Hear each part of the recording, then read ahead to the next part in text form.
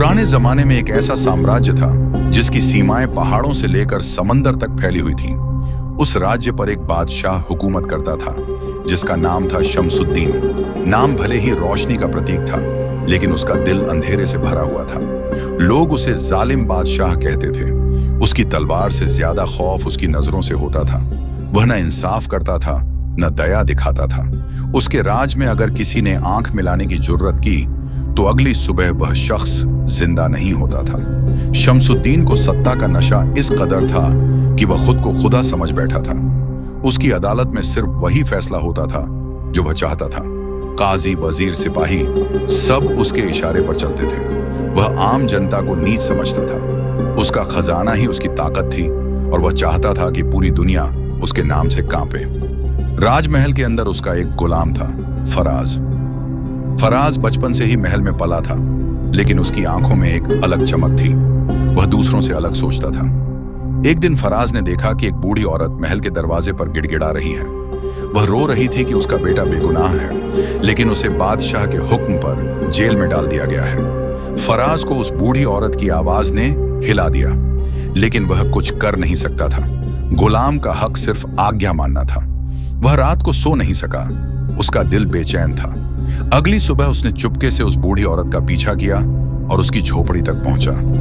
वहां जाकर उसने देखा कि उसका बेटा एक मामूली लकड़हारा था, जिसे सिर्फ इसलिए पकड़ लिया गया था क्योंकि वह जंगल में लकड़ियां काट रहा था, जिसे बादशाह ने राजसी जंगल घोषित कर दिया था। फराज ने पहली बार अपनी अंतरात्मा की आवाज सुनी।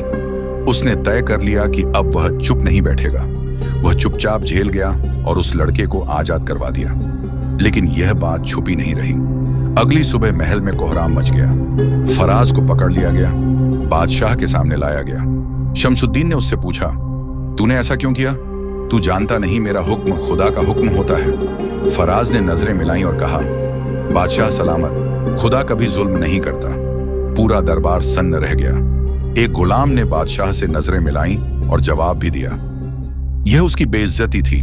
गुस्से से तमतमाया हुआ बादशाह बोला, इसे सूली पर चढ़ा दो ताकि आने वाले 100 साल तक कोई गुलाम जुबान ना खोले। फराज मुस्कुराया, जैसे उसे मौत से डर नहीं लगता हो। उस रात उसे कालकोठरी में डाल दिया गया। लेकिन अजीब बात यह हुई कि उसी रात बादशाह को एक सपना आया। उसने देखा कि वह रेगिस्तान में अकेला भटक रहा है। पानी नहीं है, खाना नहीं है और हर तरफ अंधेरा है।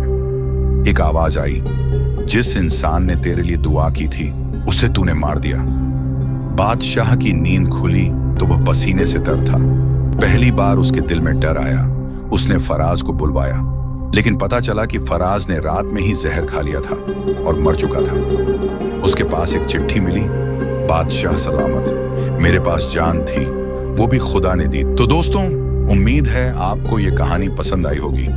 अगर अच्छी लगी हो तो वीडियो को लाइक करें, कमेंट करें और सब्सक्राइब करना न भूलें। मिलते हैं कल एक नई और दिलचस्प कहानी के साथ।